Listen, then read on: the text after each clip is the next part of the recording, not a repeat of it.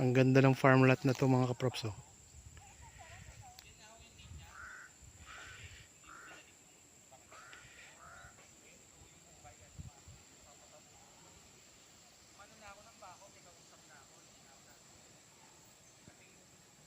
Magandang araw po mga kaprops. Nandito ako ngayon sa bayan ng Mahayhay, Laguna. So mayroon tayong property na pupuntahan ngayon dito po sa Barangay Burgos. Ito yung mga kaprops ang right of way. So bali nakapangalan na po sa may-ari itong tax declaration ng right of way na to. Itong direction na to mga kaprops, yan ay papunta sa National Highway. Nasa 2.3 kilometers lang po ang distansya nito papunta sa National Highway. Tapos sementado na po lahat ng dadaanan natin. Ang distansya naman po nito sa town proper ng Mahayhay ay nasa 8.6 kilometers mga kaprops. Tapos mas malapit to sa bayan ng Lukban. Kasi ang distansya naman nito sa bayan ng Lukban ay nasa 8 kilometers lang. Okay? Ako nga po pala si Bads, ang inyong laging kasama para sa virtual viewing sa mga property na i-offer namin. Habang kayo po ay nagpapahinga at nagre-relax dyan sa inyong kanya-kanyang pamamahay, samahan nyo po ako sa pag-iikot dito sa property. So mula dito mga kaprops sa sementadong kalsada na to, ang distansya ng property, itong right of way niya, ay nasa 53 meters lang po. Tapos ang lapad nito mga kaprops ay 3.5 meters. Ayan mga kaprops, oh. Meron na tayo ditong nakabakod tayo ng mga kaprops ng yero. Ito. Ayan. Okay, pasok po tayo. Ang sukat ng property na i-offer ko sa inyo ngayon mga kaprops ay 4,977 square meters. Konti na lang po para maging kalahating hektarya. Mayroon na itong linya ng kuryente at mayroon na rin po itong linya ng tubig. Ang isa sa kagandahan dito, wala tayong babayaran dito sa tubig mga kaprops.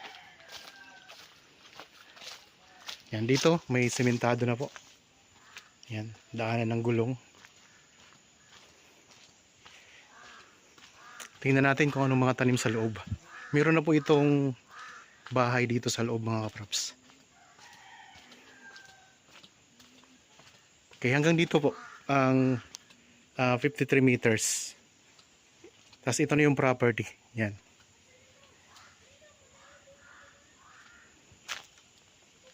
Daming mga tanim, oh. Pasok na po dito ang inyong sasakyan. Ganda. Marami siyang mga puno ng langka. Nasa mahigit 10 siguro ang puno ng langka dito mga kaprops. Tapos meron din po itong mga puno ng mga lansones. Maraming lansones ito. Okay, tara. Tingnan natin. Ayan, maraming mga langka mga kaprops, oh. Dami. Tapos meron din itong mga tanim na hardwood. Merong guyabano.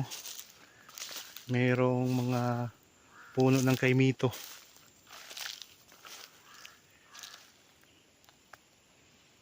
Ito yung boundary natin mga kaprops, yan. Pag ganito po tayo, ang korte ng lupa ay kwadrado. Mayroon itong bakod na mga lambat mga kaprops sa palibot nitong property. Ang kagandahan po mga kaprops pa ay mayroon na rin po itong mga poste na pwede nyong gamitin kung sakaling mabili nyo ng property. Ang lahat kasi ng gamit na nandito sa loob ng property na to ay kasama po sa bintahan. Okay, ikot ko lang ang camera, ha. Ito yung pinaka boundary natin, ha. Meron itong maliit na sapa. Yan dito sa gilid mga kaprops. Yan, ito yung sapa dito. Tapos ang korte nga nito ay square o kwadrado. Tara, ikutin natin, ha.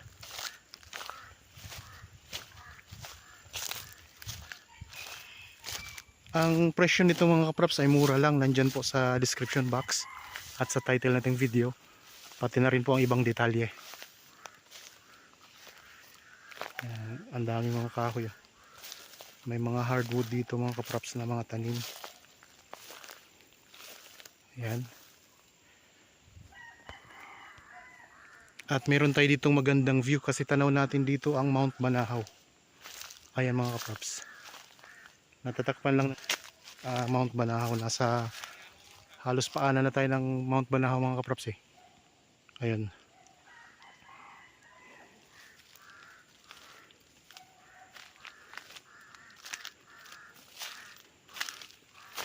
Itong bahay, yan. Yan po ay may dalawang kwarto at saka may dalawang CR na rin.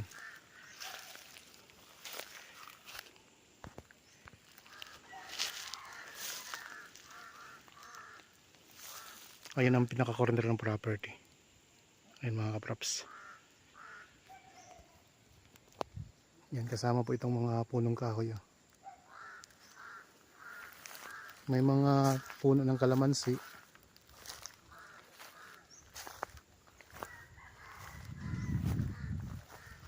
Ganda mga kaprops ang property na to.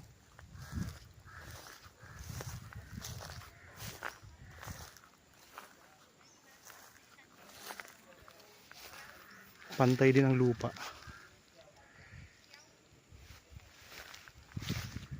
Kasi ito yung sinasabi ko kanina na may mga poste na tayo dito para gamitin sa pagpapabakod. Ayan o. Yung mga kaprops. Kasama po yan.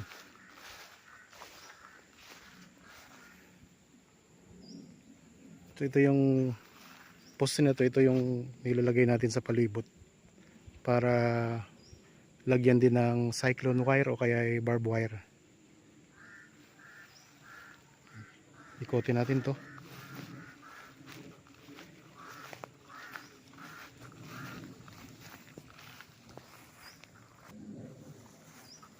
(4,977 square meters to mga kaprops na.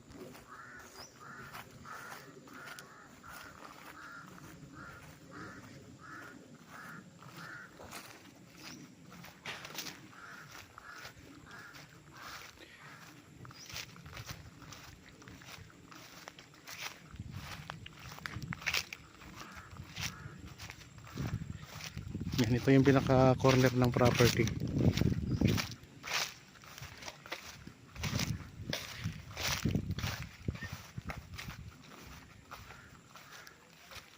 Tapos ang boundary nga nito mga kaprops, meron din sapa dito. Ayan po.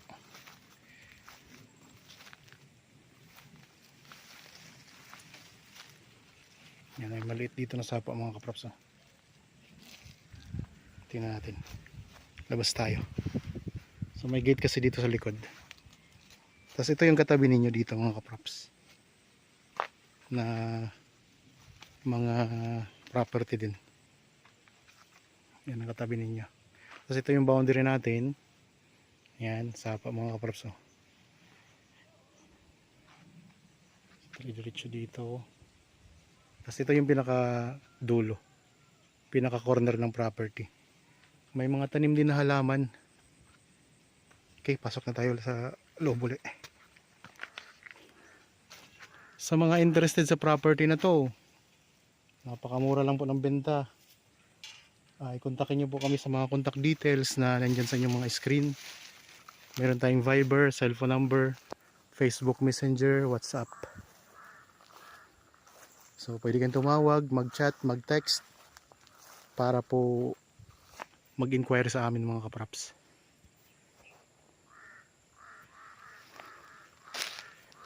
Dito tayo ngayon sa may bandang likuran mga kaprops ha. Sa pinakalikod na part ng property. Kasi galing tayo doon kanina oh. Yun yung pinanggalingan natin. Nandoon yung gate. So ngayon iikutin natin to. Literal natin na iikutin mga kaprops. Ganda ng view kasi tanaw natin dito ang Mount Banahaw. Ayun mga kaprops, ang Mount Banahaw.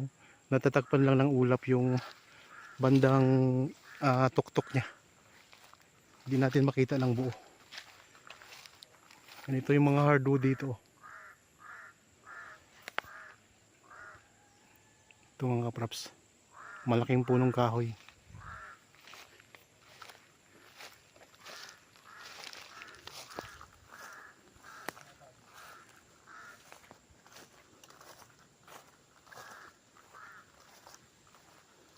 May mga dalanghita din pala.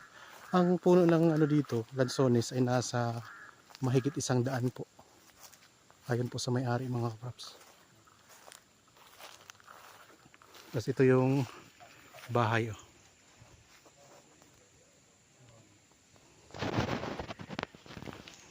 Umaya pumuntahan natin yan.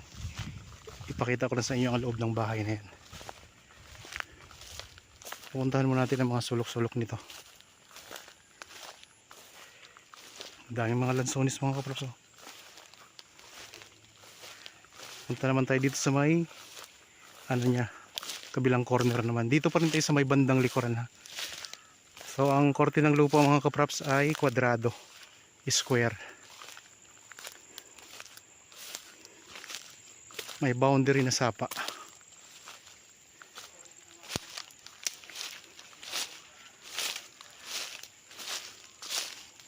Yan, sapa po yan mga kapraps. Itong sa likod nitong ano, itong bakod na lambat.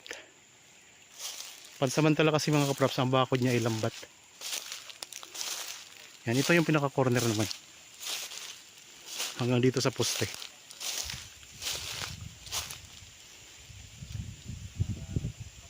So pwede nyo ilagay dyan ng ano, dito ihiliran ninyo ang mga poste na semento na nandun na pinakita ko sa inyo mga kapraps. So ito yung pinaka corner ng property ha, sa may bandang likuran.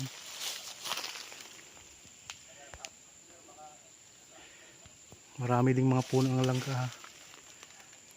So mula dito mga kapraps oh, yan. May ano, pundasyon na rin tong ano eh. Itong poste na to ito. Yan. Simintado na rin mga kapraps. May pundasyon na siya na maganda. Tapos mula dito sa poste, straight po yan papunta doon mga kapraps. Yun yung boundary niya. Tapos dito po uli sa poste, dito naman sa likod. Yan. Uli dito sa poste, pag ganito naman po. So pinakita ko na kanina sa inyo yung sapa. Ayan ang sapa mga kapraps ha. Tapos ito yung muhon. Yan, may muhon na rin po yan. Okay. Punta tayo doon naman sa kabilang side naman po.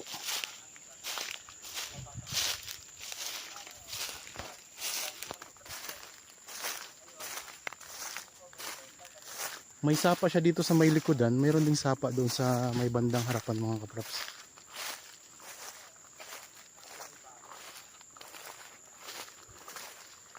Maliit nga lang siya na sapa. Nandito tayo ngayon sa may bandang gilid mga kapraps. Ito. Yan ang boundary niya.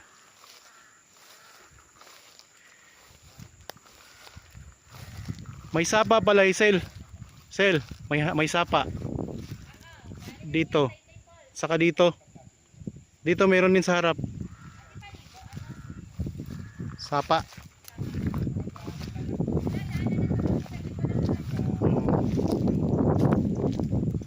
Galing ng Taytay Falls. Okay. Galing ng Taytay Falls yung tubig na dumadaloy sa sapa. Yung pinakita ko sa inyo ngayon, kanina mga kapraps.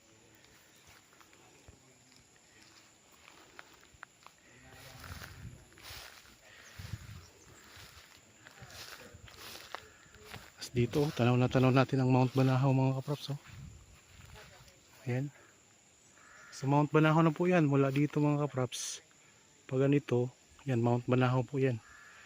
Natatakpan lang po ng ulap. Tapos dito pala sa harapan, hindi talaga siya totally sapa mga kapraps. Daanan lang talaga siya ng tubig. Kasi maliit lang po kasi yan eh. Tapos ayan oh, ang mga langka, marami na rin mga bunga. Meron na rin kayong ano dito, meron na kayong tangke ng tubig oh. So take note po, walang babayaran po ng tubig dito. Wala kayong babayaran. Meron ding puno ng kamyas. Okay. Yan, ito na yung pinaka corner naman dito sa may harapan. So ito yung corner niya. Pag ganito po, hanggang doon po sa gate na pinasukan natin kanina.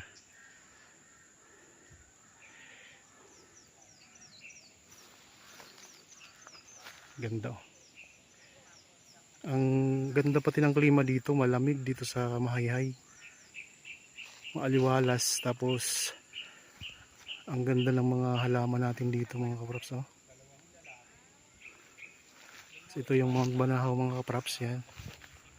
Malapit na po sa atin. Yan, dito sa may gilid, tanaw na tanaw natin yan. Ayan ang Banahaw. Kapag ano mga kapraps, hindi maulap, napakagandang tingnan yan. Sa mismong gilid ng property natin. Kaya kung interested kayo sa property na to, ano pang hinihintay ninyo?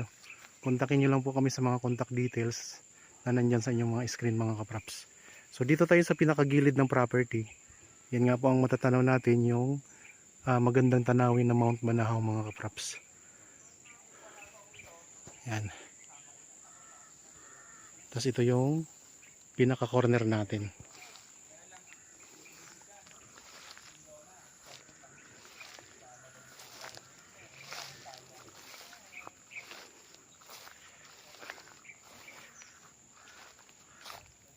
Papasok ako dyan, Isel.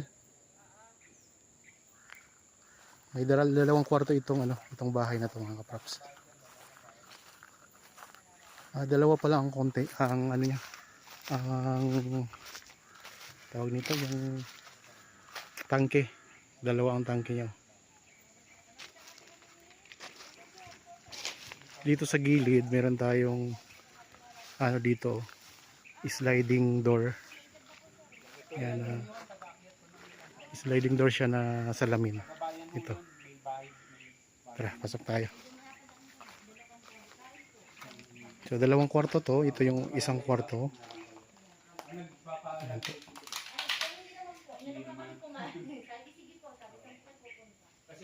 Ayan. Tapos ito namang CR mga kapraps.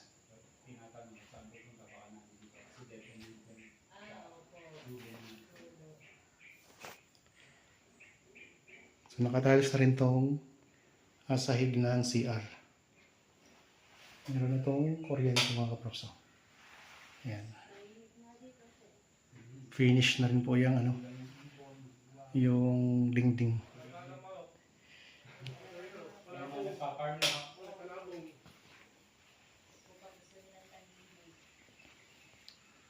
May kausap na ako yung anak ko kasi nakapost siya sa... Okay, punta tayo doon sa loob.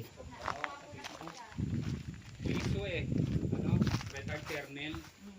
Sa ano ho yata, sa 11 ba o 12? Yan, hindi po ito kasamang mga kahoy na to. Ito lang po, itong mga poste. Kasama po yan sa bintahan mga kapraps. Toy, pwede makapasok dyan? Pakita ko lang. Huwag nyo na lang kami sasama. Oh. Mahihayin. Pasok tayo dito. Yung panganay ko 33 na, ito 25 na. Nandito kasi yung may-ari mga kapraps sa kwentuhan ng ni Hazel, yung kasama ko. Yan, mayroon tayo dito maliit na balkonahe. Cute. Pag nandito tayo, yan, ang ganda ng mga tanawin natin dito.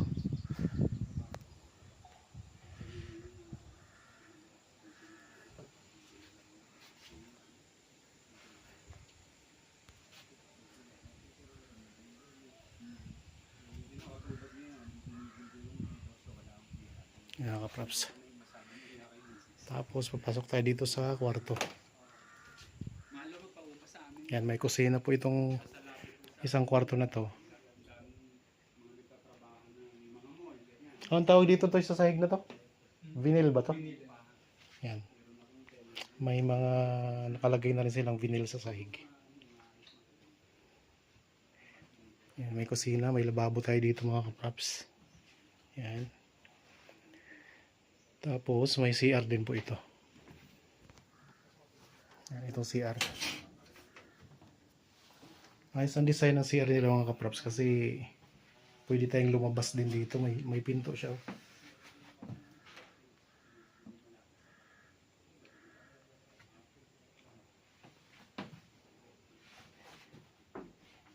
Di-flush na rin po yung CR nila.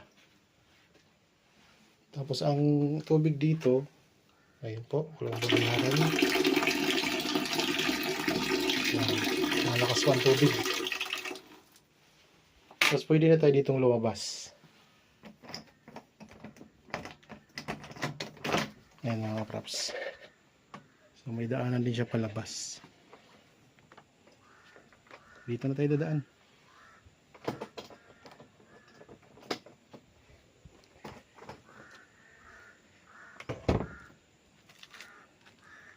Okay, naipakita ko na sa inyong bahay. Dalawa ang kwarto niya. Tapos ayun ang bubong niya. Itong linya ng kuryente.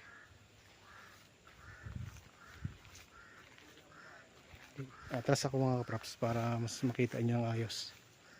May dalawang tangke na ng tubig.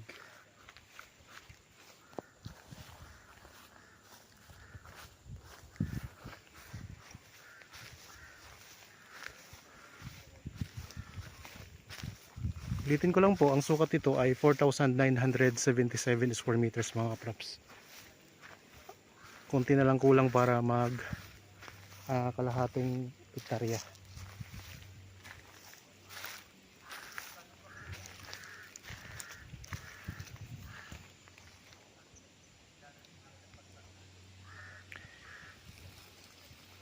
Ganda ng farm na to. Pwede kayo ditong mag-alaga ng mga manok panabong, pwedeng mag-alaga ng baka, pwedeng kambing. Tingnan nyo ang katabi ninyo, may mga niyugan ng katabi ninyo. Tapos ito yung kay Mito mga kaprops. At yun naman po ang gate.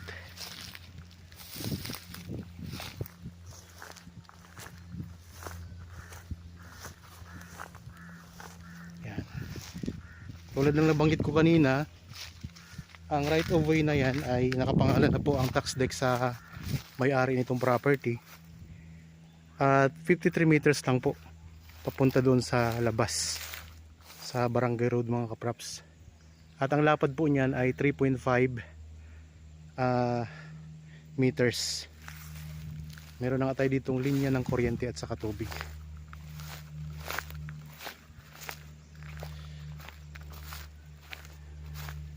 Merong sapa sa likuran mga kaprops.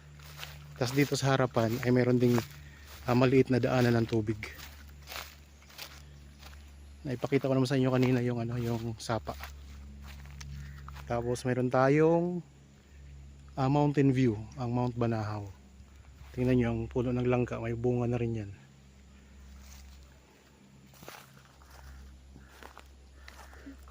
Okay, ito yung harapan ng property mga kaprops ha. Mula doon sa gate. Tapos pag ganito po square ang korte ng lupa. Kaya kung interested kayo dito, murang-mura lang po. Ano pang hinihintay ninyo? Nandito po ito sa bayan ng Mahayhay, Laguna, sa Barangay Burgos po. Ang distansya nito sa town proper ng Mahayhay ay 8.6 kilometers or nasa 10 to 15 minutes travel time. At ang distansya po nito sa town proper naman ng Lukban, Quezon ay nasa 8 kilometers mga kaprops. At malapit din po ito sa Taytay Falls, yung sikat dito na falls sa Mahayhay, sakop ng Mahayhay. Yan, ito yung tangke na pinakita ko sa inyo. May water pump na rin yan mga kaprops. Ito yung pinakalikurang bahagi ng bahay. Yan. Yan, nagpapakita na yung Mount Banahaw mga kaprops.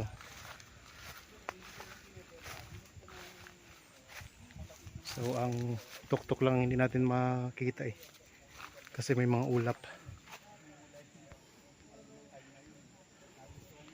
Yan yung view natin.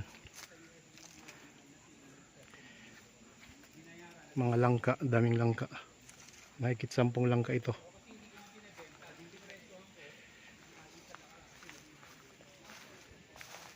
Okay. Dito tayo sa may harapan ng bahay mga kaprops.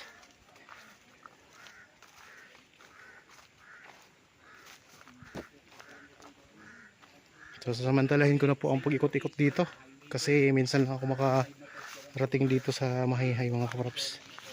Kasi lagi kami sa Nagcarlan eh. Kaya ngayon sasamantalahin na natin to. Habaan ko na tong video mga kaprops para mas may idea kayo sa property na to. Ayun yung gilid nyo. Gilid, tas likuran. Ano mga kaprops, ang likuran. Yan dyan yung sapa na ang tubig ay galing sa Taytay Falls. Ayan. Ito yung mga poste na pwede nyo magamit kung sakaling magpapabakod kayo. Kasi ngayon ang bakod ng property ay pansamantala, lambat pa lamang po. Ito yung bahay na kanina ay pinakita ko sa inyo. Ayan mga kaprops. So kasama namin ngayon dito ang may-ari ng property. Ayun sila.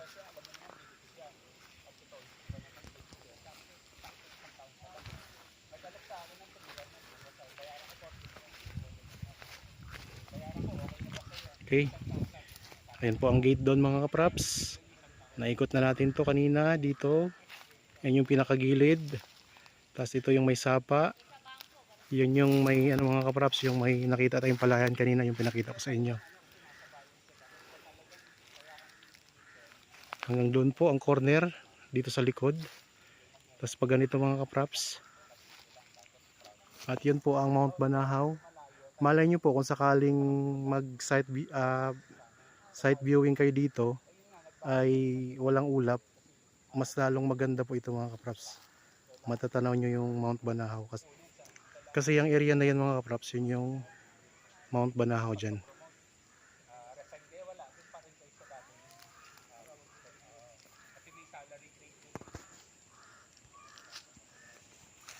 Okay mga kaprops, maraming salamat po sa inyong panonood ha, at sa kapag-subaybay sa aking mga post.